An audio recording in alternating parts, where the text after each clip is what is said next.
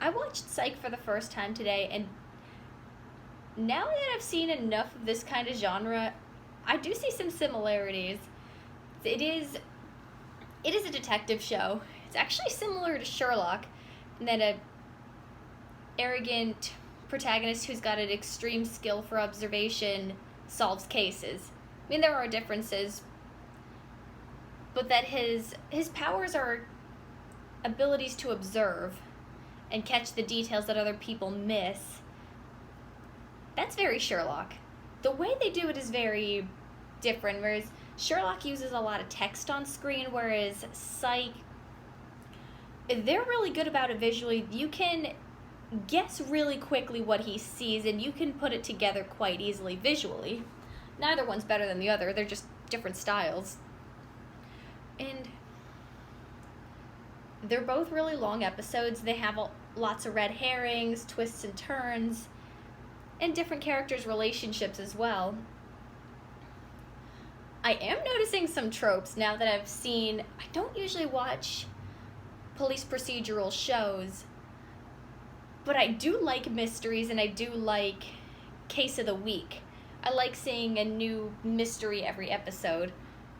There's also a lot of similarities to iZombie, because I've noticed, because he pretends to be a psychic so that people will believe him, which is what iZombie does. I like that it's an insider's perspective. They did a really cool way twist on the genre too. But I am noticing these tropes, like the hard-boiled police chief, the best friend who's hesitant to go along with things, the main character with the superpower, the extreme observation, and these very elaborate mysteries. It ultimately comes down to with a lot of these mysteries, if you see enough of them, a lot of it tends to be very small. It's over money, it's over jealousy, it's over lust, it's over an argument that got bigger and bigger, it's drugs.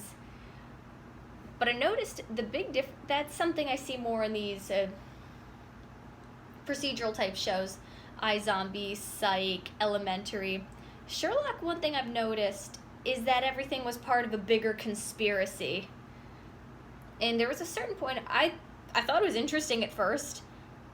Then season 4 happened. I was not a big fan of that. I'm curious to see more and more of Psych. To be fair, I know it gets a lot better, but my first impression was that I thought the main character was really interesting, but everyone else, and the mystery, I thought the mystery was really interesting, but I thought everyone else was kind of bland, just kind of okay going through the motions. Apparently, the main character and the writer were the creators behind it, and it was their idea. Once it got picked up and did really, really well, tone changed, and they were really able to solidify the tone of the show. Because when it's a pilot, nobody really knows. So that was interesting to hear. I watched with somebody who'd seen it a million times and really loves the show, so that's always fun to see. And nothing much more to say about that. It's a different genre than I usually watch, even though I really like mysteries and I really like Case of the Week type shows. Which is funny because I couldn't quite get into Dexter because I thought it was a little too serialized. I don't like shows that are super duper serialized because I feel like they never end. Pretty Little Liars got on my nerves for that reason. It felt like I was never getting a satisfying answer. And I read the books.